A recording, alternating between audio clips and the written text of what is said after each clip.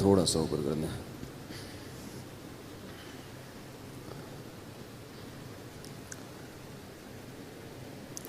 الحمد للہ نحمده ونصلي على رسوله الكريم.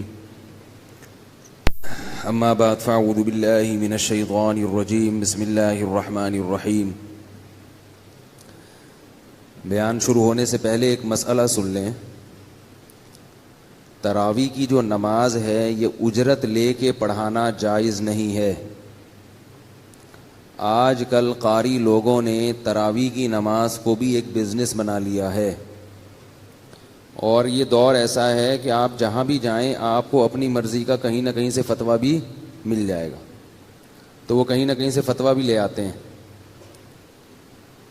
جتنے بھی ہمارے بڑے بڑے اکابر گزرے ہیں، مولانا اشرف علی تھانوی، رشید احمد گنگوہی، علامہ ظفر احمد عثمانی، مفتی رشید احمد لدھیانوی، مفتی محمد شفیع صاحب، مفتی محمد تقی عثمانی صاحب، یہ جو علم میں فتوے میں بدرہ ماہر ہیں، ان سب کا یہ متفقہ فتویٰ ہے کہ پیسے لے کے تراویح پڑھانا جائز.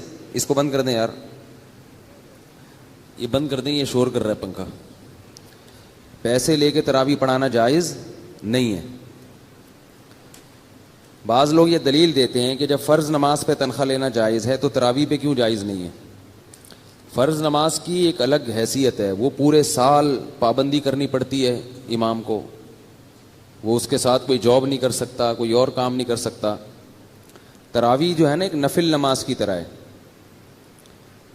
اگر نہیں پڑھانے والا تو اپنے طور پہ پڑھ لیں، وہ کوئی لازم تھوڑی ہے کہ جماعت ہی سے ہو. جماعت سے فضیلت ہے. یہ بالکل ایسے ہے جیسے تہجد کی نماز میں آپ کسی سے کہیں کہ یار تم مجھے پڑھاؤ، میں 50 روپے دوں گا، تو اچھا لگے گا؟ یہ تو خالص ایک نفل نماز ہے. جتنی نشاط کے ساتھ ہو، جتنی رغبت کے ساتھ ہو. اگر نہیں قرآن پڑھ سکتے تو علم طرح سے پڑھ لیں. اس لیے اس کو فرض نمازوں پہ قیاس نہیں کیا جائے گا. یہ تہجد کی طرح ہے. اگر تراویح آخر وقت میں پڑھی جائے تو تہجد بن جاتی ہے. وہ صحابہ کرام تو اس کو کھینچتے تھے، تہجد تک لے جاتے تھے. تو بہت سے علماء تو کہتے ہیں اس میں اور تہجد میں کوئی فرق ہی نہیں ہے، آسانی کی وجہ سے یہ پہلے پڑھ لی جاتی ہے. تو اس لیے جیسے تہجد کی نماز آپ کسی کو پیسے دے کے پڑھوائیں تو نہ اس کو ثواب ملے گا اور نہ آپ کو، تو تراویح میں بھی ایسا ہی ہے. البتہ جو قاری لوگ ہیں ان کو کوئی ہدیہ اگر دے دیتا ہے، بعض علاقوں میں لوگ اس کو ہدیہ دے دیتے ہیں، تو وہ اجرت میں داخل نہیں ہے. لیکن وہ ہدیہ ہے یا اجرت ہے، اس کا پتہ ایسے چلتا ہے کہ جس قاری سے آپ تراویح پڑھوا رہے ہیں اس کو پہلے بتائیں کہ ہمارے ہاں قاری لوگوں کو ہدیہ نہیں ملتا، جیسے کہ ہمارے یہاں بھی نہیں ملتا. ہمارا ہاں سمجھتے ہیں، یہ والا ہاں.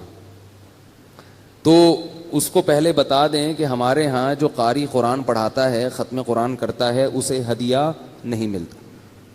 یہ سن کے بھی اگر وہ پڑھانے پہ آمادہ ہو تو پھر اس کا مطلب ہے کہ وہ صحیح ہے. پھر بے شک بعد میں اسے دے دیں. اور اگر وہ یہ سن کے ایک دم موسان خطا ہو جائیں، بولیں یار میں فلاں کا فتویٰ لا رہا ہوں، میں فلاں کا فتویٰ لا رہا ہوں، تو اسے بولے پھر فلاں کے پاس ہی جا کے پڑھاؤ. یہ بڑی گھٹیا حرکت ہے کہ انسان قرآن پڑھ رہا ہے اور نماز میں ہاتھ باندھ کے کھڑا ہوا ہے اس لیے کہ اسے 20,000 روپے ملیں گے یا اسے 50,000 روپے ملیں گے. باقاعدہ ریٹ لگنے لگے ہیں. اب جو حافظ ہوتے ہیں نا، حافظ لوگ تراویح پڑھانے والے، ان کے ریٹ لگتے ہیں باقاعدہ. کتنے دو گے بھائی؟ 50 میں. اب 50 میں تو ہم نے ادھر 50 میں تو اس مسجد والے بھی دے رہے تھے، وہاں ہم چھوڑ کر آئے ہیں. میں چند سال پہلے جب بیمار تھا تو ہم نے یہاں کسی دوسرے قاری کا انتظام کیا.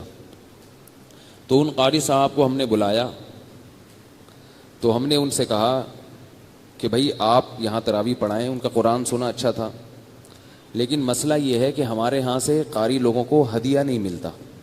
ہم نے کہا میں نے انتظامیہ سے کہا ان کو میرے حوالے کر دیں. انہوں نے میرے حوالے کر دیا، بھائی مفتی صاحب سے ڈیلنگ کرو. میں نے کہا ہمارے ہاں کا اصول یہ ہے کہ ہمارے ہاں اجرت تو دور کی بات،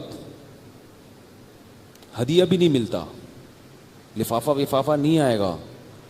تو کہیں پھر کیا ملے گا؟ وہ پریشان ہوئے کہ پھر میں اتنی محنت کر کے آؤں گا تو مجھے کیا ملے گا؟ میں نے کہا ثواب ملے گا. میں نے کہا کیا ملے گا؟ ثواب ملے. تو یوں کر کے دیکھ رہے ہیں، ثواب ملے گا. میں اتنی محنت کر کے وہاں سے آؤں گا تو میرا ٹیکسی کا آنے جانے کا، میں نے کہا وہ کرایہ ہم دے دیں گے، ٹیکسی کا آنے جانے کا کرایہ بھی ہم آپ کو دیں گے، اور جب آپ یہاں آؤ گے تو تراویح کے بعد کھانا بھی ہم کھلائیں گے آپ کو، کیونکہ ظاہر تھکے ہوئے ہو گے، اب گھر جاؤ اتنی دیر، تو کھانا بھی ہمارے ذمے، پیسے نہیں ملیں گے ٹھیک ہے نا، باقی پیسے نہیں ملیں گے. تو وہ ٹیکسی کے کرائے میں کچھ بچ جائے تو وہ بھی آپ کا ہے. چلو اب اتنا کیا نیچ پنا انسان دکھائے کہ کتنے پیسے لیے ٹیکسی والے نے ٹھیک ہے نا، یہ بھی غلط ہے، لیکن وہ ہوگا ٹیکسی کا کرایہ. تو وہ بڑے سٹ پٹائے، ادھر ادھر سے ان لوگوں سے رابطہ کیا، یہ کیا وہ کیا. بہرحال کیونکہ وہ عادی نہیں تھے نا اس چیز کے، سنا نہیں تھا ایسے، لیکن اللہ کا شکر ہے ان میں اخلاص تھا. انہوں نے کہا کوئی بات نہیں، ثواب ملے گا تو میں ثواب کے لیے پڑھاؤں گا. پھر پتہ نہیں لوگوں نے ان کو دیے نہیں دیے، مجھے معلوم نہیں ہے، لیکن وہ ہمیں امید ہو گئی تھی. تو جب بھی کسی قاری سے پڑھوائیں اس کو بلائیں، بولیں ہماری مسجد میں صرف اور صرف کیا ملتا ہے؟ ثواب ملتا ہے، اس کے علاوہ کچھ بھی نہیں ملتا.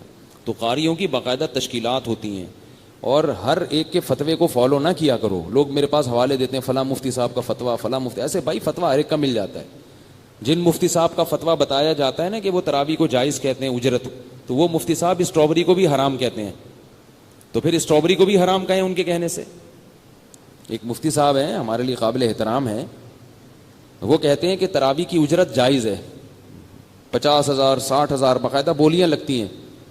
تو جو طلبہ ان کو فالو کرتے ہیں میں ان سے کہتا ہوں کہ وہی مفتی صاحب یہ بھی کہتے ہیں کہ اسٹرابری حرام ہے، تو اس میں تم ان کو نہیں مانتے. کہتے ہیں ابے نہیں، یہ تو بالکل ہی غلط ہے.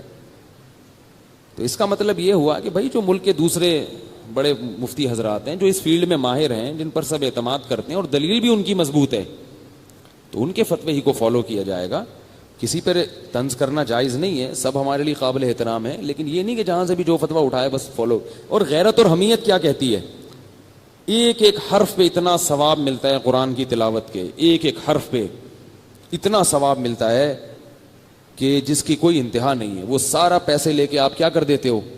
ضائع کر دیتے ہو. البتہ سامع کے لیے اجرت لینا جائز ہے، وہ تعلیم میں داخل ہے.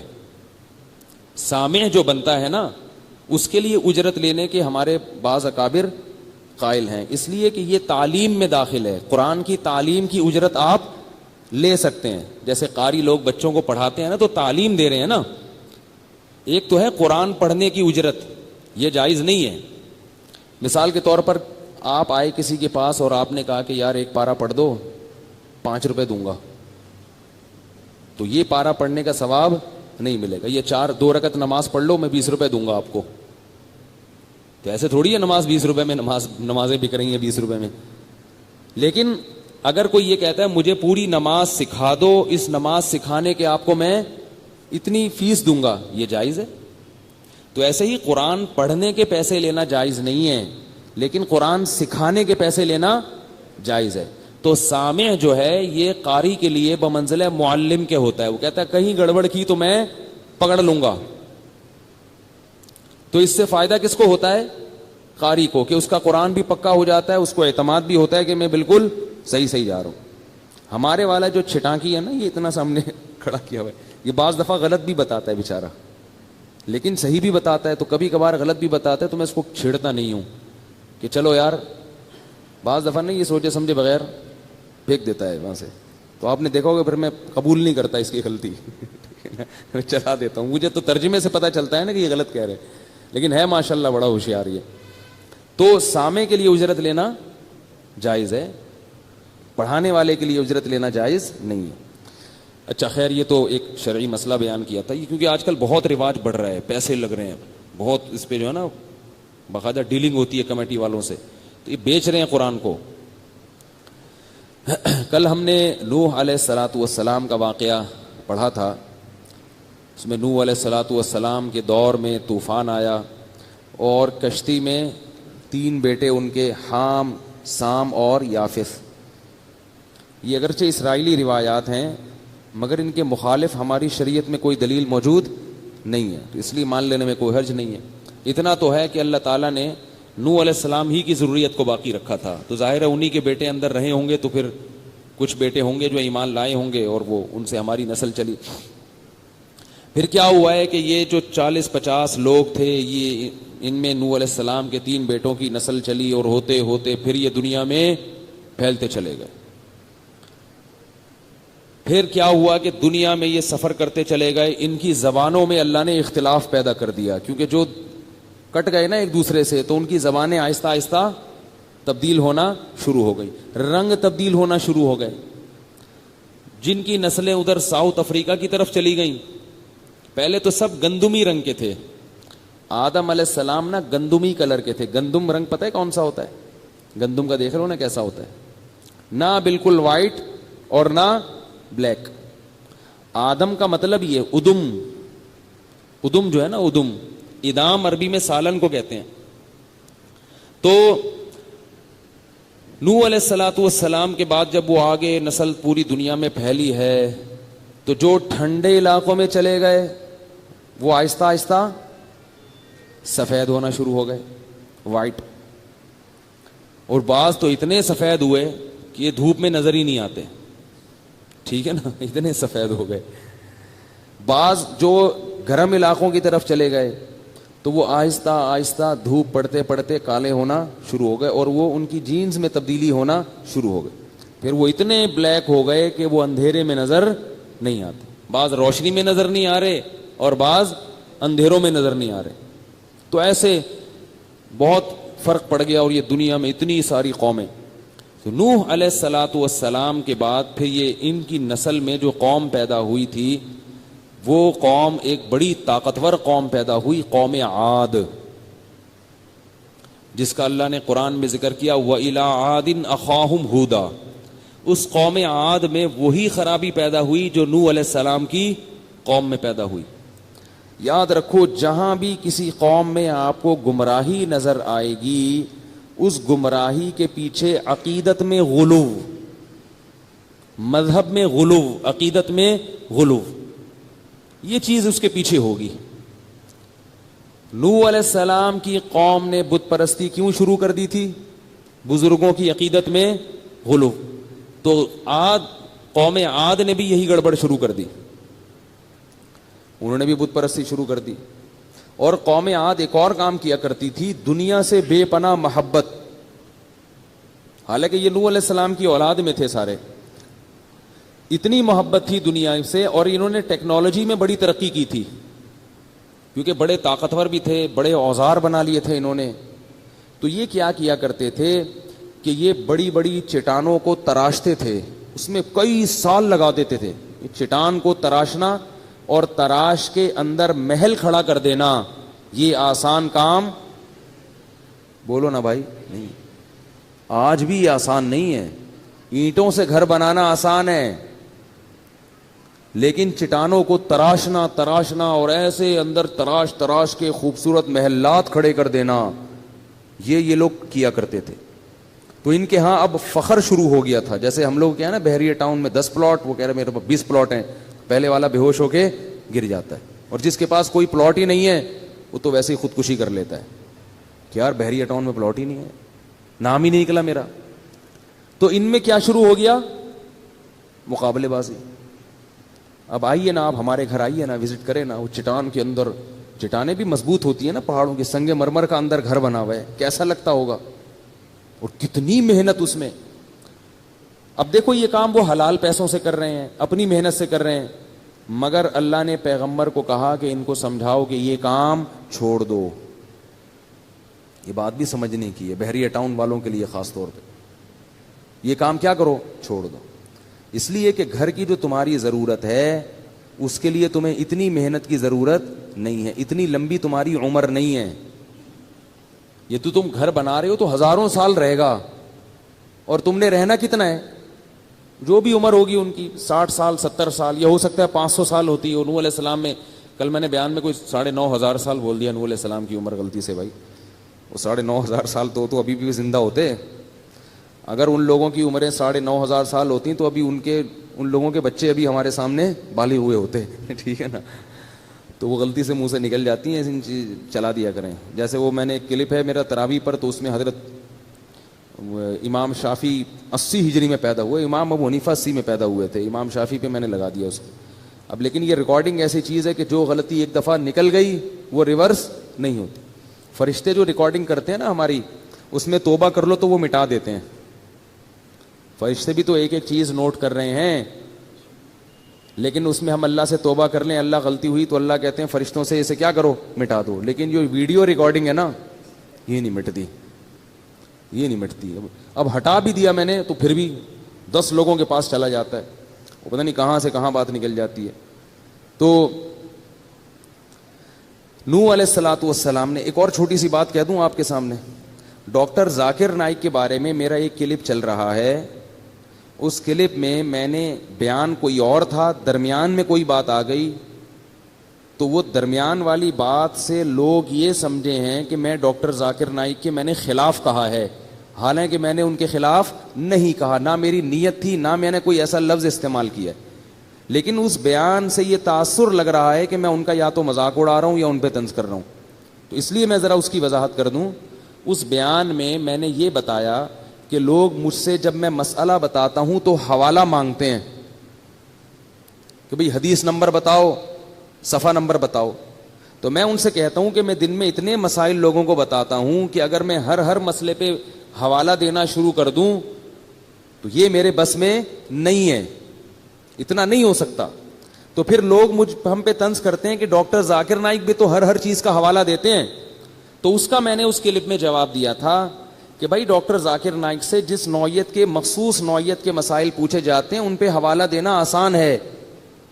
مفتی سے جس قسم کے مسائل پوچھے جاتے ہیں ان میں ایک تو پوچھے اتنے سارے جاتے ہیں دن بھر میں, اور اتنے منفرد نوعیت کے ہوتے ہیں, ان پہ حوالہ دینا بہت مشکل ہے. 24 گھنٹے میں ایک ہی مسئلہ بتا سکیں گے.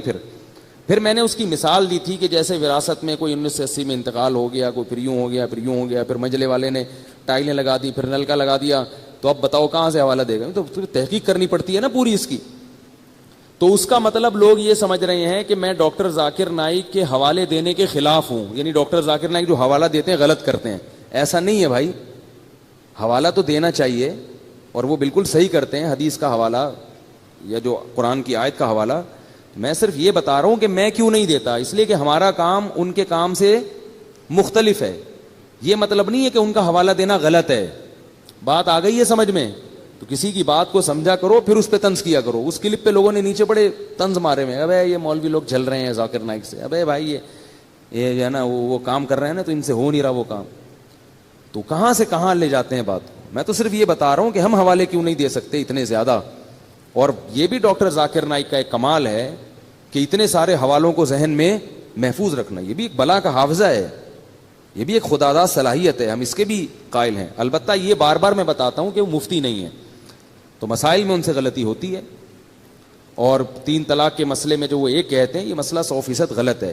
لیکن اس میں بھی یہ ہے کہ جب کسی کی آپ بات کو غلط قرار دیں تو اس کی اسی بات کو غلط کہا جاتا ہے, اس سے بندہ غلط نہیں ہو جاتا.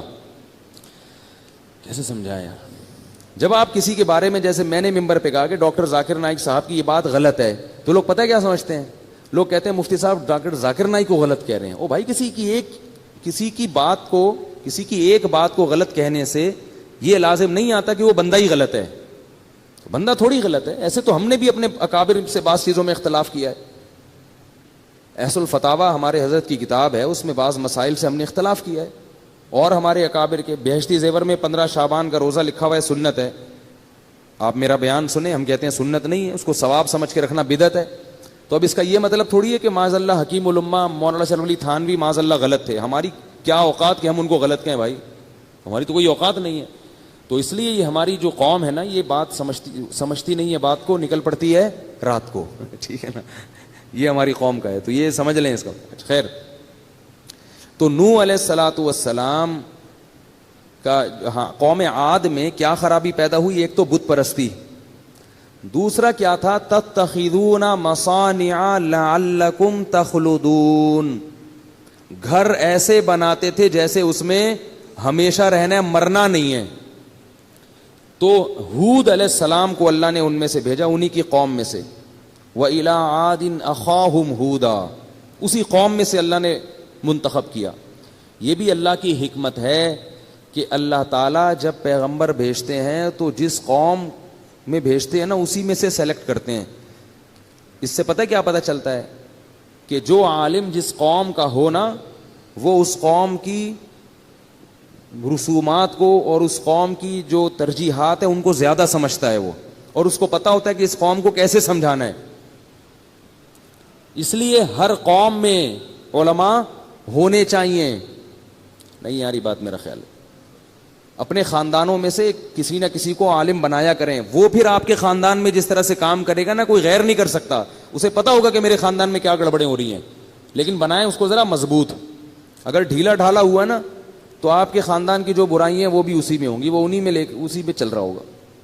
تو اللہ تعالیٰ نے ہود علیہ السلام کو بھیجا. ہود علیہ السلام نے سمجھایا, پتہ نہیں کتنے سال سمجھاتے رہے, مگر بات سمجھ میں نہیں آئی. انہوں نے یہ بھی کہا کہ تم گھر اتنی محنت سے کیوں بناتے ہو, مرنا نہیں ہے کیا؟ میں اس بات پہ آ رہا تھا. دیکھو ہم لوگ بھی یہی کر رہے ہیں, اتنا سریا ڈالتے ہیں نا بنیادوں میں. یا تو ہونا کوئی دبئی میں بلڈنگ بن رہی ہے 200 سال کے لیے, اس میں تو سریا ڈالنا سمجھ میں آتا ہے. لیکن جو رہائش کے لیے جب ہم گھر بناتے ہیں تو اس میں اتنا کروڑوں روپے کا سرمایہ پھونک دینا, اتنے مضبوط گھر بنانا. تو میں یہ کہتا ہوں کہ بھائی جتنا سریا اس میں ڈال رہے ہو اتنا اپنی ہڈیوں میں بھی ڈال لو. ہماری ہڈیوں میں کیلشیم روز بروز ختم ہو رہا ہے. لوگ کہتے ہیں یہ اولاد کے کام آئے گا. لوگ کیا کہتے ہیں؟ جبکہ میں نے دیکھا ہے ابا کے مرنے کے بعد اولاد زیادہ دن اس گھر میں نہیں رہتی. ان کی بچے ہو جاتے ہیں, شادی ہو جاتی ہے, وہ سب کیا ہو جاتے ہیں الگ. میرے والد صاحب نے جو ہمارے لیے گھر بنایا تھا بڑی محنت سے, اتنا زیادہ تو نہیں مضبوط بنایا تھا, لیکن وہ کہتے تھے بھائی میں تو دنیا سے جانے والا ہوں, اپنی اولاد کے لیے کر رہا ہوں, اللہ تعالیٰ ان کی مغفرت فرمائے. لیکن ہم بھائیوں میں سے صرف ایک وہاں رہتے ہیں, باقی سارے, کیونکہ جاب کہاں لگتی ہے کسی کی, کوئی باہر چلا جاتا ہے. میں جامعہ رشید میں تھا, مجھے وہ بہت دور پڑتا تھا وہاں آنا جانا, تو میں یہاں آ گیا, کوئی بھی نہیں ہے اس میں. اب ایک میرا بھائی رہتے ہیں وہاں پہ, وہ بھی پتلی گلی سے نکلنے کے چکر میں. تو اتنی زیادہ ٹینشن نہیں لینی چاہیے, تھوڑا بہت خیال کرنا چاہیے اپنی اولاد کا, بہت زیادہ نہیں مسلط کرنا چاہیے. تو اب کیا ہے کہ اولاد کے لیے بنا رہے ہیں, پھر اولاد کیا فکر کر رہا, پھر وہ گھر بنانا شروع کرتی ہے. وہ کس کے لیے؟ اپنی اولاد کے لیے. وہ اپنے لیے پتہ نہیں کوئی کون بنا رہا ہے. تو بھائی اپنی فکر کرو, اور اتنی جتنی زندگی رہ گئی ہے تو ذاتی گھر مل جائے ٹھیک ہے, کرائے پہ مل جائے تو بھی ٹھیک ہے, بلکہ اس کے زیادہ مزے ہیں. کرائے کا فائدہ یہ ہوتا ہے کہ آپ جب چاہو, پانی نہیں آ رہا یہاں پہ تو اس گلی میں چلے جاؤ, وہاں پانی آ رہا ہے. کیا خیال ہے؟ یہاں چکن پاکس نکلے ہوئے ہیں بچوں کو, ٹھیک ہے نا, بیماری پھیلی ہوئی ہے, محلہ تبدیل کر لو. تو اتنی ٹینشن لینے کا نہیں ہے. یہ جو آج کل لوگ پاگل ہو رہے ہیں نا ٹینشن سے, میرا گھر نہیں ہے, میرا یہ نہیں ہے, میرا وہ نہیں ہے. تو میرے بھائی دولت کا مقصد تو سکون ہوتا ہے. اگر یہی سکون دولت آپ سے چھین رہی ہے, ایسی دولت کا کیا فائدہ؟ سکون سب سے بڑی نعمت ہے, اللہ کی تقدیر. یہ جو نفسیاتی ڈاکٹر ڈپریشن کا علاج کرتے ہیں نا, خدا کی قسم ان کے پاس ڈپریشن کا علاج نہیں ہے. ڈپریشن کا اور اسٹریس کا علاج صرف اور صرف قرآن کے پاس ہے, صرف اور صرف. تبھی میں نے نفسیاتی ڈاکٹر بھی خوش نہیں دیکھے, وہ بھی پاگل ہوتے ہیں. ان کو یہ ہوتا ہے مریض ہی نہیں آ رہا ہمارے پاس, اسی میں ڈپریشن کے جو ہے نا مریض بن جاتے ہیں. یار کوئی بندہ ہی نہیں آ رہا, اتنی تھوڑی فیس دی ہے اس نے, وہ اپنا علاج نہیں کر سکتا, تمہارا کہاں سے کرے گا؟ جب وہمی کا فون آتا ہے وہمیوں کا, تو میں ان کو مسائل کا جواب نہیں دیتا, کیونکہ وہمیوں کی باتیں سننے سے مجھے ڈر ہوتا ہے کہ میں بھی کہیں وہمی نہ ہو جاؤں. حضرت وہ وضو نہیں ہو رہا, حضرت وہ طلاق کا لفظ تو نہیں نکل گیا میرے دماغ میں, اور میں سوچتا رہتا ہوں. تو مجھے یہ ہوتا ہے کہ میرے بھی دماغ میں بھی یہ بات نہ بیٹھ جائے. میں کہتا ہوں بھائی جلدی سے بھاگ جائے یار, یہاں سے بند کر یار, کسی ڈاکٹر کو دکھا جا کے. بیمار کرو ڈاکٹروں کرو نا, ہم جو نارمل لوگ ہیں ہمارا ہنسی خوشی زندگی گزارنے, ہمیں کیوں پریشان کر رہے ہو بھائی؟ تو کہاں سے کہاں بات چلی جاتی ہے. کیا بات کر رہا تھا میں, کیا بات کر رہا تھا؟ ہاں میں یہ بتا رہا تھا کہ دیکھو ڈپریشن کا جو اصل علاج ہے نا وہ ہے تقدیر پر رضا. سب سے بہترین علاج یہ ہے کہ اللہ کا جو معاملہ میرے ساتھ ہے میں اس پر راضی ہوں. وہ مجھے اگر غریب رکھنا چاہتا ہے میں غربت میں خوش ہوں, وہ اگر مجھے 1000 گز کا بنگلہ دینا چاہتا ہے تو میں اس میں خوش ہوں. حضرت حسن رضی اللہ تعالی عنہ بہت زیادہ دولت مند تھے, اور حضرت حسن کے جو نانا تھے محمد صلی اللہ علیہ وسلم وہ بہت زیادہ مسکین تھے. تو کسی نے حضرت حسن سے کہا کہ آپ کے پاس تو بڑی دولت ہے اور آپ کے نانا اور آپ کے والد کے پاس تو تھی نہیں. تو انہوں نے کہا بھائی اللہ اگر مجھے اس میں رکھنا چاہتا ہے تو میں اس میں خوش ہوں. آئی بات سمجھ میں؟ بھائی جو جس حال میں اللہ نے رکھا ہے بس ٹھیک ہے بھائی، تو پریشان ہونے کی چندہ ضرورت نہیں ہے. اللہ آپ کو ڈیفینس میں گھر دلا رہا ہے، وہاں رہ لو. اللہ آپ کو چاہ رہا ہے کہ آپ اورنگی ٹاؤن میں رہو تو وہاں رہ لو. اللہ چاہ رہا ہے کہ آپ گرو مندر میں رہو تو وہاں رہ لو. اللہ چاہ رہا ہے کہ مچھر کالوڑی میں لیاری ندی کے قریب رہو. اب آپ استطاعت نہیں ہے تو مجبوراً وہاں لے لو بھائی. مچھر وچھر کا کر لو، جالیاں والیاں لگا لو، اسپرے کر لو تاکہ بیمار نہ ہو. ٹھیک ہے نا؟ انجوائے کرو بس بھائی اسی میں. چرسی دیکھو کیسے انجوائے کرتے ہیں. چرسیوں کے کپڑے دیکھیں آپ نے، پائپ کے نیچے اب تو ملتے نہیں ہیروئنچی چرسی نہیں ہیروئنچی، یہ جو پائپ ہوتے ہیں نا برساتی نالے کے پائپ، اس کے اندر چرسی بیٹھتے تھے، اب نہیں ہوتے. پتہ نہیں سنا ہے خود کش حملوں میں ان کو مروایا ہے لوگوں نے. تو کسی بھی چرسی کو دے دیا یہ بیگ فلاں مسجد میں رکھ کے آ جاؤ. دہشت گردوں نے ان کو بڑا استعمال کیا ہے. اور تو ایک پڑیا پکڑا دی، پڑیا ملے گی، وہ بیچارہ پڑیا کے چکر میں خود بھی پھٹ گیا. یہ دہشت گردوں نے سنا ہے میں نے واللہ عالم کہ ہیروئنچیوں کو بہت استعمال کیا. تو ہیروئنچی جو تھے ہم جب بچپن میں دیکھتے تھے وہ برساتی نالوں کے اندر بیٹھے ہوتے تھے، برساتی نالوں کے اندر ہیروئنچی بیٹھے ہوتے تھے، اور منہ میں بھی ان کے پائپ ہوتا تھا. تو اس زمانے میں بچپن میں ایک ڈرامہ آیا تھا، میں نے توبہ کی ہوئی ہے، پرانی باتیں کبھی کبھی بتا دیتا ہوں. اس میں ایک ہیروئنچی کو گانا گاتے ہوئے دکھایا کہ وہ مست ہے، ہیروئن میں پی ہوئی ہے، اس نے پائپ کے اندر بیٹھا ہوا ہے اور اس کے منہ میں بھی پائپ ہے جس میں چرس ہے. تو کہہ رہا ہے میں پائپ کے منہ میں ہوں، میرے منہ میں پائپ ہے. ٹھیک ہے، اسی کو انجوائے کر رہا ہے وہ. کہہ رہے یہ نعمت کس کے پاس ہوگی کہ پائپ کے منہ میں بھی ہو اور پائپ بھی اس کے منہ میں ہو. بھائی ایک ہی وقت میں ایک چیز منہ میں ہو سکتی ہے نا، یا تو آپ اس کے منہ میں ہو یا وہ آپ کے منہ میں. لیکن کہہ رہے ہمارے ساتھ اللہ کی قدرت عجیب ہے، میں پائپ کے اندر بیٹھا ہوں اور پائپ میرے اندر گھسا ہوا ہے. تو ایک ہیروئنچی سے کسی نے پوچھا، وہ بھی مست ایسے پڑا ہوا ہے نا خوش. تو اس ہیروئنچی سے کسی نے پوچھا کہ ہم نے سنا ہے کہ تم لوگ اتنے خوش ہوتے ہو پی کے کہ تم سمجھتے ہو کہ ہم چاند پہ پہنچ گئے ہیں. تو ہیروئنچی کہتا تو ابھی کہاں بیٹھا ہوا ہوں میں. تو ہمارے حضرت فرمایا کرتے تھے جیسے یہ لوگ نشے میں دیوانے ہو جاتے ہیں اور سارے غم بھلا دیتے ہیں، تو مسلمان کو چاہیے کہ وہ اللہ کی محبت میں اسی طرح دیوانہ ہو جائے اور سارے غموں کو بھلا دے. بولے بھائی میرا مقصود، میرا مطلوب، میرا محبوب، میرا معبود صرف اللہ کی ذات ہے. مجھے جنت مطلوب ہے، یہاں مجھے 1000 گز کا بنگلہ نہ ملا، جھونپڑی میں گزارا کر لوں گا. جنت کے محلات مجھے ہر قیمت پہ چاہیے. یہاں مجھے کالی کلوٹی مل گئی. ایک بندہ آیا، میں میری بیوی بہت ہی بدصورت ہے، میں کیا کروں، پھنس گیا ہوں میں نے کہا صبر کرو، تم کون سا اتنے حسین ہو. ہمارے جو ہے نا ایک جامعہ میں ایک لڑکا تھا، اس کی شادی ہوئی تو ہمارے استاذ کے پاس آیا. اب اس کو شرم بھی آ رہی تھی کیونکہ استاذ تھے بڑے پیر و مرشد. تو وہ استاذ ہمیں واقعہ سنا رہے تھے، کہہ رہے میرے پاس آیا اور بڑا شرما رہا ہے، بڑا میں حضرت میں بڑا پریشان ہوں، میں یہ وہ بہت مشکل نا. میں پوچھا بتاؤ کیا بات ہے. اس نے کہا میری شادی ہوئی ہے، میں نے بغیر دیکھے کی اور مجھے بیوی پسند نہیں آ رہی، شکل بالکل بھی اچھی نہیں ہے. تو کہتے ہیں میں نے اس سے کہا کہ کبھی اپنی شکل دیکھی ہے آئینے میں؟ ٹھیک ہے نا.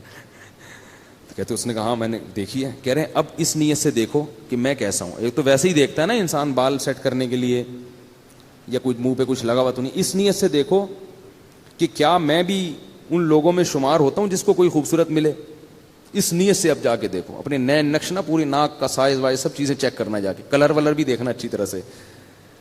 تو وہ کہتے ہیں کہ وہ اس نے دیکھا اور آ کے کہا الحمدللہ میں مطمئن ہو گیا ہوں. ٹھیک ہے نا، کہ اس ڈیزائن میں مجھے یہ بھی غنیمت ملی. تو ڈپریشن، پریشان، یہ ناشکری ناشکری ناشکری ہر وقت کیا ہے؟ ناشکری. اتنی ناشکری ہے اس سے کیا ہو جاتے ہیں؟ ڈپریشن کے مریض بن جاتے ہیں. اگر خوش رہو گے بھائی یہاں جیسی تیسی مل گئی، جنت میں کیا مل جائے گی؟ اگر صبر شکر سے زندگی گزاری تو جنت میں کیا ملے گا؟ حور ملے گی. جنت دنیا میں جو کچھ ملتا ہے نا ہم کو اور آپ کو، وہ اس میں ہماری محنت کا دخل نہیں ہوتا، اس میں تقدیر کا دخل زیادہ ہوتا ہے. کیسے کیسے بدصورت لوگ ہیں، بہت خوبصورت عورتیں مل جاتی ہیں، کیسی کیسی بدصورت عورتیں ہیں، بہت خوبصورت شوہر مل جاتے ہیں. با اخلاق لوگوں کو بد اخلاق بیوی مل جاتی ہے, بد اخلاق کو با اخلاق, تو ایسے سارا سیٹ اپ چل رہا ہے. اور جنت کیا ہے, وہ تو اللہ نے نیک لوگوں کے لیے بنائی ہے, وہ تو ان کو تو اللہ نے اسپیشل حسن دیا ہے جنت کی حوروں کو. فرمایا مقصورات فی الخیام, خیموں میں بند کر دیا, تمہارے لیے بنایا گیا ان کو. تو گزارا چلاؤ بھائی, گزارا چلاؤ, سمجھ رہے ہو, زیادہ پریشان ہونے کی ضرورت نہیں ہے. ویسے بھی بڑھاپے میں سب چیزیں ختم, بڈھی ہو جائے گی پھر دیکھنا اس کو, کون حسین بڑھاپے میں نہ خود حسین رہو گے نہ وہ حسین رہے گی, سب حساب. تو تھوڑے دن کی بات ہے, تو صبر کر لو. کیا خیال ہے بھائی؟ یا پھر وہ کام کرو جو میں بولتا رہتا ہوں, گناہ کی طرف مت جاؤ, گناہ کی طرف مت جاؤ, اس کی ٹھکائی لگے گی. گناہ کی طرف جاؤ گے تو کیا ہوگا, حساب و کتاب دینا پڑے گا اس کو. تو اللہ تعالیٰ نے مسلمان کو ٹینشن فری بنایا ہے. مسلمان کو غم ہوتا ہے تو صرف کون سا غم, کہ یار جنت میں پہنچنا ہے میں نے, اللہ راضی ہو جائے. پھر اس حال میں اللہ اگر آپ کو پیسہ بھی دے دے, آپ کوشش کریں, ہاتھ پہ ہاتھ رکھ کے بیٹھ جانا, یہ دین ہمیں نہیں سکھاتا. دنیا میں کامیاب ہونے کی بھی کوشش کریں, کوشش میں کامیابی ہو جائے تو بھی ٹھیک ہے, کامیابی نہیں ہو تو بھی ٹھیک ہے, بس خوش رہے انسان اس پہ. تو اب وہ قوم, اب یہ گھروں کا میں اس لیے کہتا ہوں کہ نبی صلی اللہ علیہ وسلم نے فرمایا بدترین چیز جس پہ انسان کا پیسہ خرچ ہو وہ تعمیر ہے. صحیح حدیث ہے بالکل. آپ کے پاس اگر بہت سارا پیسہ ہے نا, تو سب سے پہلے کیا کریں آپ, اچھی خوراک کا انتظام کریں. پیٹ میں اچھی چیز اترنی چاہیے, جیم جیلی اور یہ ساری چیزیں چھوڑ دیں, شہد کھایا کریں, ڈالڈا گھر سے نکال دیں. جب اللہ نے آپ کو مالی وسعت دے دی, زیتون اور دیسی گھی لا کے ڈبے رکھ دیں گھر میں. بیگم جو پکے گا گھی میں پکے گا, 10 انگلیاں گھی میں اور سر کڑھائی میں, ٹھیک ہے نا. اب گھی پکے گا ہمارے. بادام کھائیں. ہمارے حضرت کو اللہ نے غربت میں رکھا تو حضرت کے پاس پیسے ہی نہیں ہوتے تھے کچھ کھانے کے, تو وہ 60 سال حضرت نے غربت میں خوشی میں گزارے.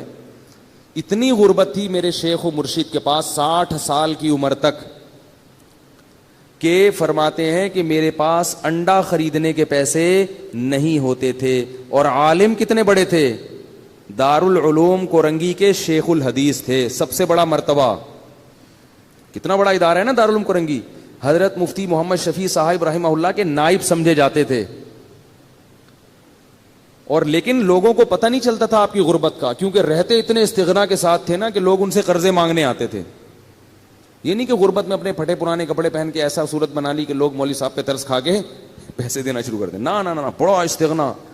اور فرماتے ہیں کہ میرا گھر بھی ذرا دور تھا کچی آبادی میں, کیونکہ پیسے تھے ہی نہیں کہ پکی آبادی میں گھر لے لیں.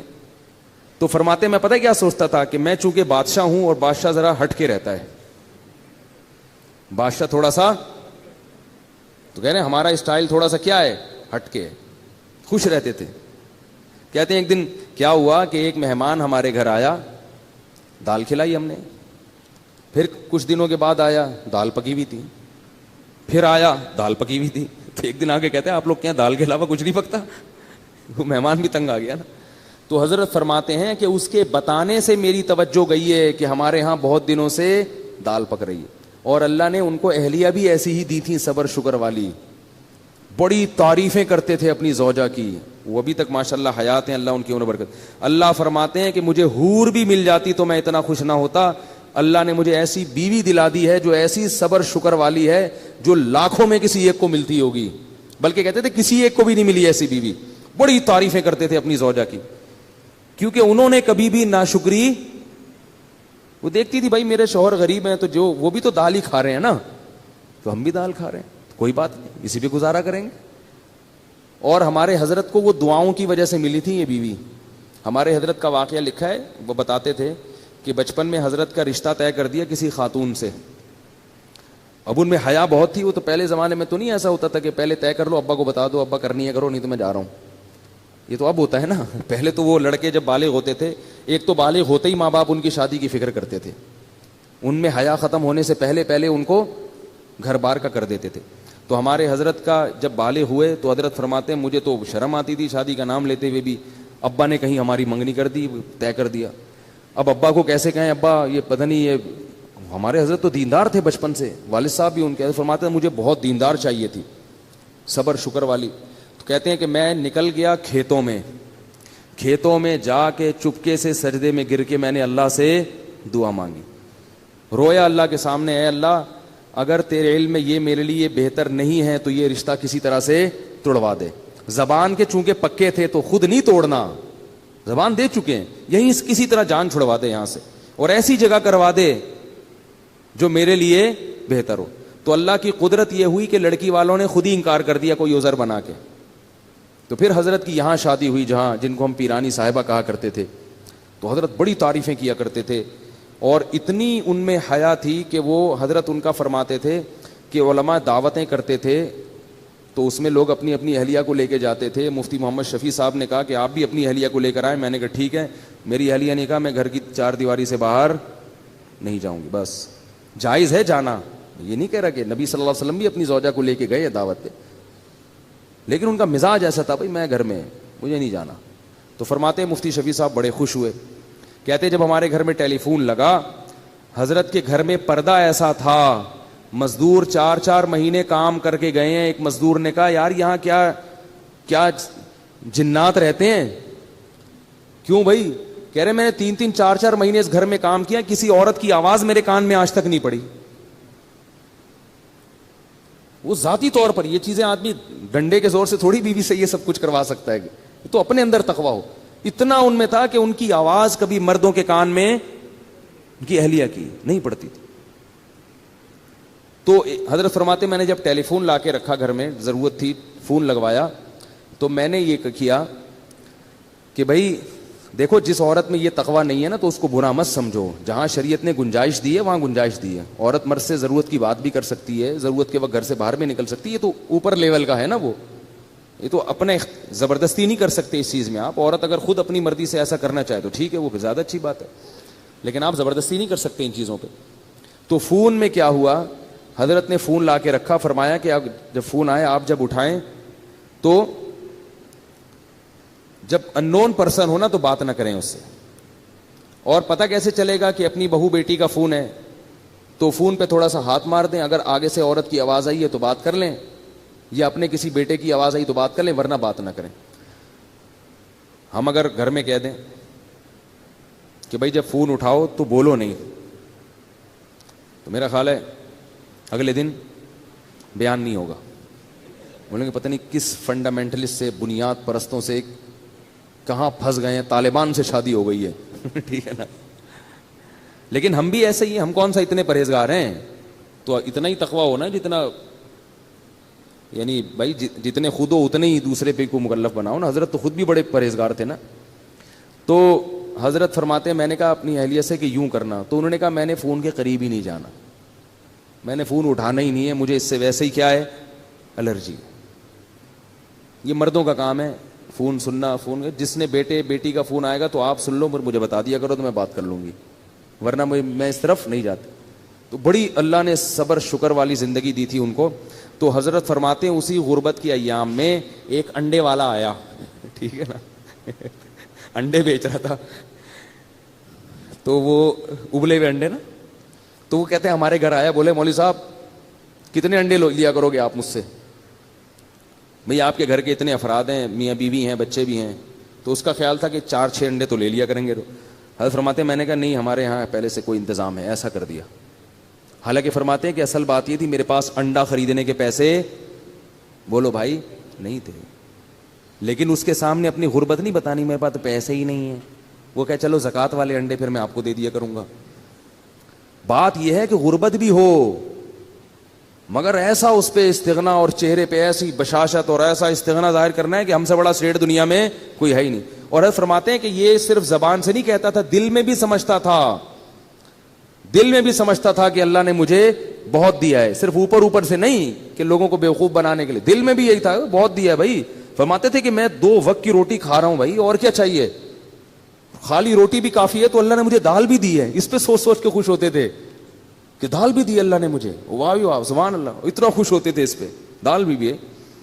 اور اپنے شیخ کی زیارت کے لیے لاہور جایا کرتے تھے, پورے سال تنخواہ سے پیسے جمع کر کر کے ٹرین کا ٹکٹ ہوتا تھا, پورے سال کی تنخواہ سے کاٹ کاٹ کے ایک دفعہ کا چکر لگتا تھا.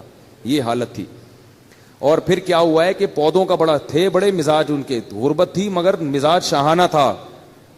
گرینری کا بڑا شوق تھا, پھول لگانے کا, پودے لگانے کا, خوشبوؤں کے استعمال کا.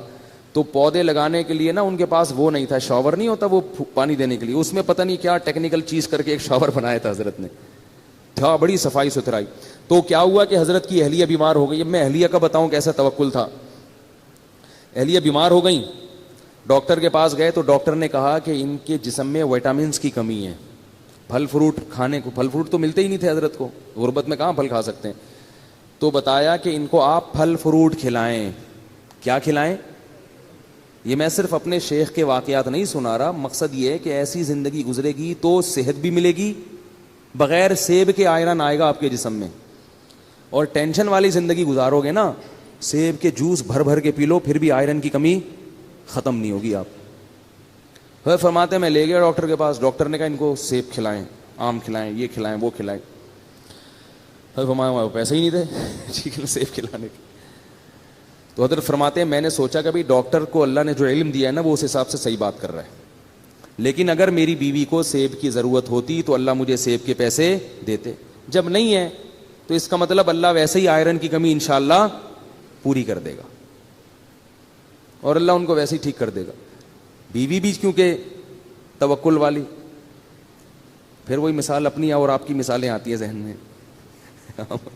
ہم ہوتے کتنے تانے سننے کو ملتے ہیں بھائی, اب کہیں سے لے کر آؤ, سیب لاؤ, چوری کا ہو کہیں سے وہ لے کر آؤ. میں تو کہہ رہی تھی کھانے کو نہیں ہے, دال کھائیں گے تو یہ تو یہی ہوگا نا, روٹی کھا کھا کے تو آئرن کہاں سے پیدا ہوگا.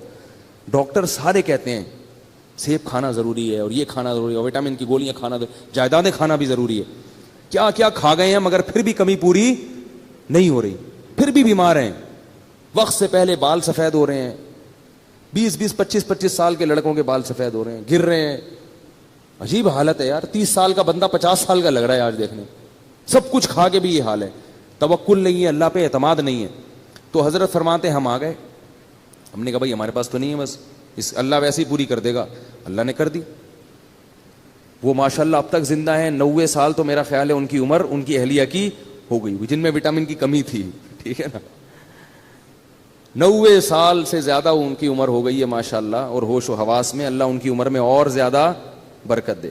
حضرت کا انتقال ہو گیا, وہ پھر بھی زندہ ہیں. تو پھر اللہ نے 60 سال کی عمر کے بعد حضرت کو کیا دیا. حضرت کی زمینیں تھیں وہ بکی ہیں, اور کچھ وراثت ملی, بہت اللہ نے پیسہ دیا. پھر اتنی دولت آئی حضرت کے پاس, پھر حضرت نے اسٹائل اپنا چینج کر دیا. جو میں بتانا چاہ رہا ہوں کہ بھئی جب تک نہیں ہے تو دال روٹی کھاؤ, جب ہے تو پھر اسی حساب سے کھاؤ جب اللہ دے رہا ہے. پھر جو نوٹ آتے تھے حضرت کے پاس, دولت کی محبت پھر بھی نہیں تھی, تو حضرت نے بہت سارا پیسہ لگا دیا الائنس میں. وہ ضیاء-ال-حق کے دور میں ایک الائنس والے نکلے تھے, وہ سارا پیسہ ڈوب گیا. ڈوبا ہے تو حضرت کی پیشانی پر اتنا سا بھی بل نہیں آیا, پر ذرا بھی پریشان نہیں ہوئے. جبکہ جن لوگوں کے پیسے اس وقت ڈوبے تھے ان میں سے بہت سے لوگ ہارٹ اٹیک سے مر گئے. تو حضرت نے ان کا نام رکھا شہدائے الائنس. شہدائے الائنس, یہ الائنس والوں کو. اور حضرت فرماتے ہیں کتنی گھٹیا موت ہے, پیسے چھن گئے تو مر گئے, کیا دکھاؤ گے منہ اللہ کو. اللہ کہے گا کھانے کو روٹی تو مل رہی تھی, سر چھپانے کی جگہ تو تھی. تو حضرت کا بہت سارا پیسہ ڈوب گیا, مگر حضرت پر ایسے ذرہ برابر بھی پیشانی پہ لکیر نہیں آئی. کیوں؟ وہ کہتے تھے یار رہنے کے لیے گھر تو ہے نا, اور کھانے کے لیے روٹی تو مل رہی ہے, تو وہ تو ویسے ہی مسافر خانہ ہے, ساتھ تھوڑی لے کے جانا ہے, ٹھیک ہے نا, ایسے ہی خوش ہے. جو حضرت کے ساتھ اس وقت تھے نا, وہ کہتے ہیں کہ ہم نے اتنا زیادہ کسی میں حوصلہ نہیں دیکھا, اتنی بڑی رقم ڈوب گئی ہو اور بڑے آرام سے بیٹھے ہوئے ہوں, بڑے آرام سے, کچھ ہو ہی نہیں رہا. حضرت گھر کو گھر کہتے ہی نہیں تھے, مسافر خانہ کہتے تھے. جب سعودی عرب سے آئے ہیں عمرہ کر کے تو وہ گھر پہنچ گئے اپنے. تو جو میزبان تھے نا سعودیہ میں, انہوں نے حضرت کو فون کیا کہ آپ گھر پہنچ گئے ہیں. انہوں نے کہا میں مسافر خانے میں بیٹھا ہوں ناظم آباد کے. پھر 2 دن بعد فون کیا, حضرت گھر پہنچ گئے. انہوں نے کہا ابھی بھی ناظم آباد کے مسافر خانے میں ہوں. اس نے کہا آپ مسافر خانے میں کیا کر رہے ہیں, گھر کیوں نہیں جا رہے ہیں؟ انہوں نے کہا بھائی یہ مسافر خانہ ہی ہے, گھر ور نہیں ہوتا مسلمان کا. اور واقعی اب دیکھو نا, حضرت کا جنازہ اٹھ گیا نا, قبر میں چلے گئے, ثابت ہو گیا نا کہ واقعی وہ کیا تھا, مسافر خانہ تھا, ثابت ہو گیا. تو ہم لوگ ہیں بے وقوف جو گھر کو گھر سمجھتے ہیں. تو کیا تھا کہ حضرت کو جب اللہ نے دولت دی تو نوٹوں کی گڈیاں رکھی ہوتی تھی اتنی بڑی بڑی, اس میں سے حضرت اپنی ضرورت کے پیسے رکھتے تھے, باقی سارے فی سبیل اللہ صدقہ، اس میں سے گیس کا بل نکالیں گے.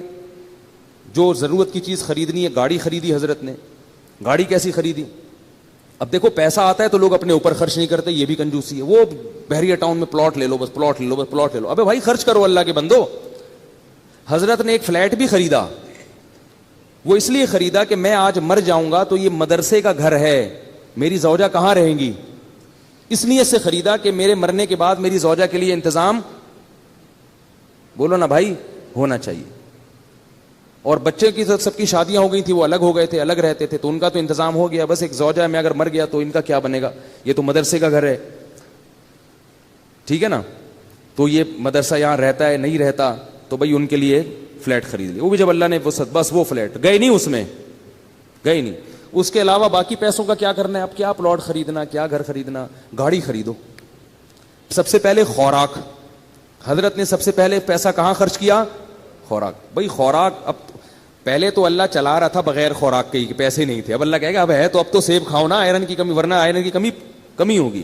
دولت مند آدمی اگر سیب نہیں کھاتا اس میں آئرن کی کمی ہوتی ہے. غریب آدمی کچھ بھی نہ کھائے پھر بھی فٹ رہتا ہے، کیونکہ اللہ نے اس کو دیا ہی نہیں کچھ، تو اللہ کہتے ہیں اسی میں پوری کر دوں گا میں. شیر کو آئرن کی کمی کے لیے سیب کھانا پڑتا ہے بھائی.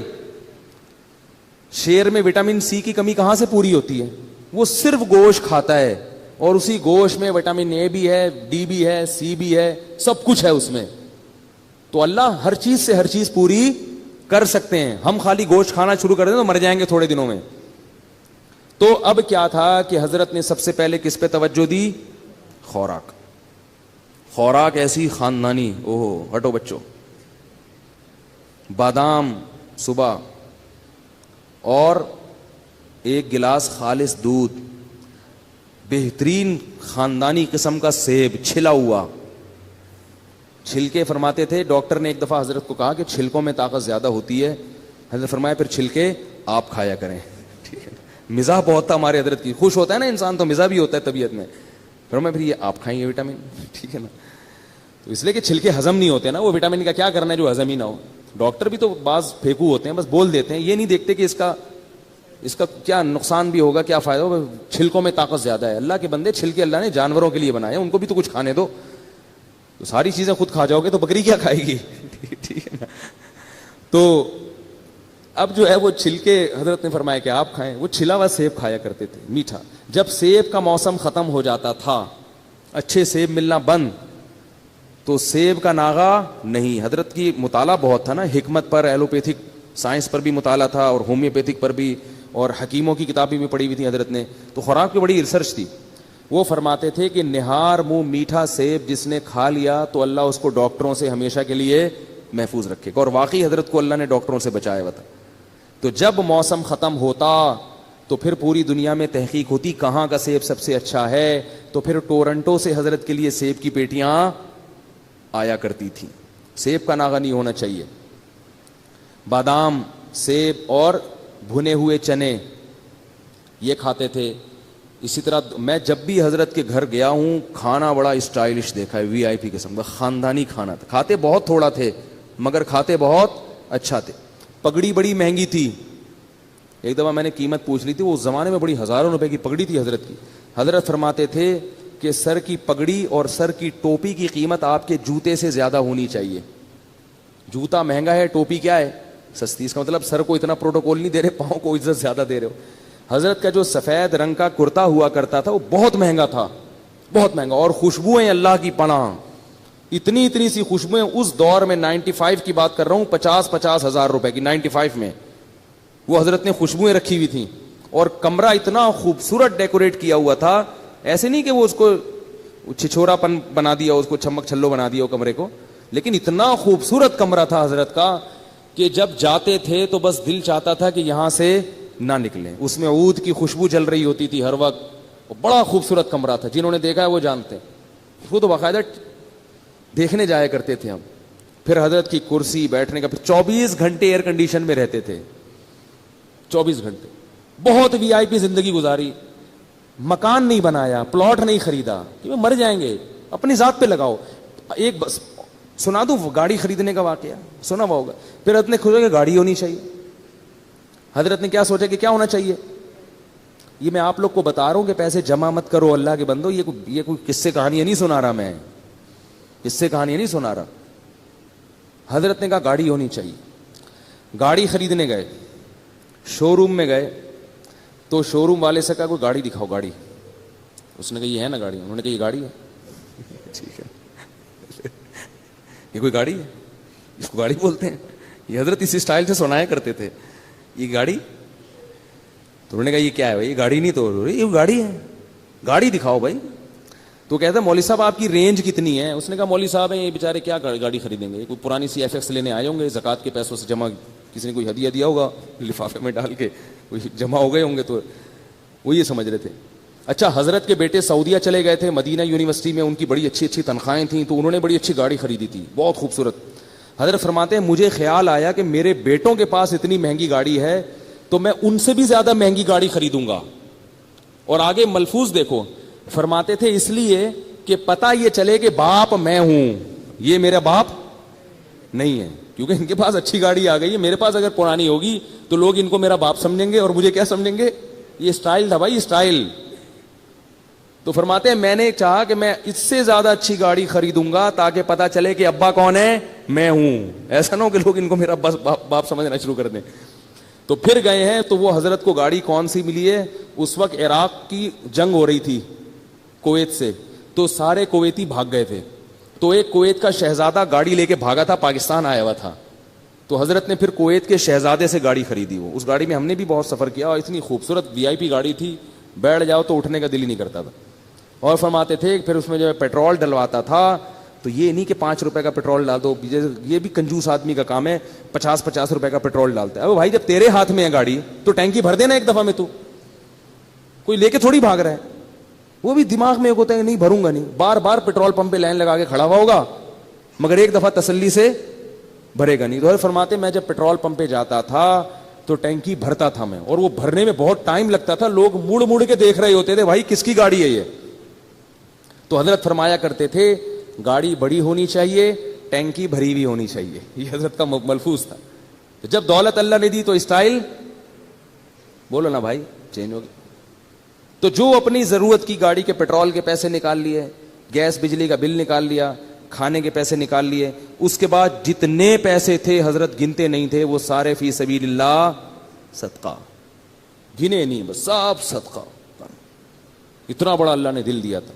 یہاں تک کہ جن مدارس میں پڑھایا تھا 20 سال, ان سے جو تنخواہیں لی تھیں وہ تمام تنخواہیں واپس کر دی حضرت نے ان کو. بہت سخاوت کے دریا تھے بھائی وہ, تو ایسے ایسے نوٹ ایسے اٹھا کے نا غربا اور مساکین اور مدارس پہ اور مختلف جگہوں پہ خیر کے کاموں پہ خرچ کرتے تھے. کیسے اسٹائل سے زندگی گزاری بھائی انہوں نے, خوش, اور چہرہ ایسا چمکتا تھا, سرخ چہرہ ان کا, دیکھ کے لگتا ہی نہیں تھا ان کو کوئی بیماری. کیونکہ آدمی جب خوش ہوتا ہے بیمار تھوڑی ہوتا ہے. ایک دفعہ ڈاکٹر آئے ان کو دیکھنے کے لیے, ویسے ہی کسی نے, حضرت ڈاکٹروں کو کے پاس نہیں جاتے تھے, تو ڈاکٹر جب آیا نا تو انہوں نے کہا کہ اس نے کہا کہ آپ کو کوئی بیماری نہیں ہے. 78 سال کی عمر میں. حضرت نے کہا آپ کو کیسے پتا چلا؟ کہ آپ کا جو فیس اور آپ کا جو باڈی ہے نا اس سے پتہ چل رہا ہے کہ نہ آپ کو شوگر ہے, نہ بلڈ پریشر ہے, کوئی بیماری نہ, فٹ فاٹ نہیں. تو اتنی زبردست صحت تھی. لیکن اس کے باوجود حضرت پھر کیا کرتے تھے, موت کے لیے تیار. ہمارے ہاں کسی کے پاس پیسہ ہو, صحت بھی ہو, تو کہے میں مروں نہیں باقی سب کچھ ہو جائے. تو حضرت فرماتے تھے کہ جب بیمار ہو گئے نا آخری وقت میں, تو علماء کچھ ملنے کے لیے آئے. انہوں نے کہا آپ کی طبیعت بہت خراب لگ رہی ہے, آپ کو, ہم آپ کو دیکھ کے پریشان ہو رہے ہیں. تو فرمایا کہ 75 سال کی عمر میں آدمی نہیں مرے گا تو کب مرے گا بھائی, ٹھیک ہے نا, مرنے تو آرام سے, خوشی خوشی دنیا سے گئے ہیں, اب تو مرنے کا ٹائم ہے, کوئی بات نہیں, اب جانے. اور فرماتے تھے کہ میں 63 سال کی جب میری عمر ہوئی تھی تو مجھے اس کے بعد سے پھر زندہ رہتے ہوئے شرم آنے لگی تھی. کہتے تھے میں سوچتا تھا کہ نبی صلی اللہ علیہ وسلم 63 میں چلے گئے, تو ابھی تک ہے یہاں پہ, ٹھیک ہے نا. کہتے مجھے شرم آتی تھی یار, اب میں ابھی بھی زندہ ہوں. اور فرماتے تھے کہ جب میرے بچوں کے بھی بچے ہو گئے تو وہ مثال دیتے تھے کہ جب پلیٹ فارم پہ نئی گاڑی آتی ہے تو پرانی والی گاڑی کو پلیٹ فارم چھوڑنا پڑتا ہے. تو میں کہتا تھا میرے تو بچوں کے بھی بچے ہو گئے, میں ابھی تک پلیٹ فارم پہ بیٹھا ہوا ہوں, تو جا ہی نہیں رہا میں. تو ایسا آدمی ٹینشن لے گا کسی چیز کی؟ بولو نا بھائی, صحت کا خیال بھی کر رہے ہیں, سب کچھ ہے, بس اللہ نے جب اٹھانا تھا اٹھا لیا. کتنے آرام سے دنیا سے چلے گئے آرام سے.